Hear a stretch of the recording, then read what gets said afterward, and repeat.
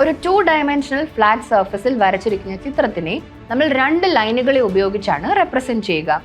ഇടത്തേക്കും വലത്തേക്കുമുള്ള ലൈനുകളെ X axis എന്നും മുകളിലേക്കും താഴേക്കുമുള്ള ലൈനുകളെ Y axis എന്നും വിളിക്കുന്നു. റിയൽ ലൈഫിൽ നമ്മളൊരു 3D വേൾഡിലാണ് ജീവിക്കുന്നത്. It's not a flat surface, it's a space.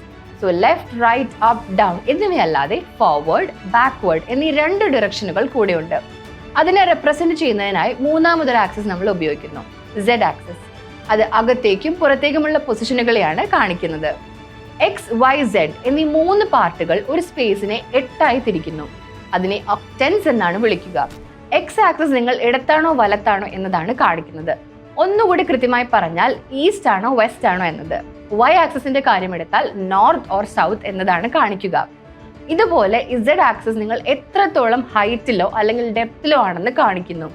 3D ഗെയിംസിലും ഡ്രോൺസിലും ആർക്കിടെക്ചറിലും എല്ലാം ഈ ഐഡിയ ഉപയോഗിക്കുന്നുണ്ട്.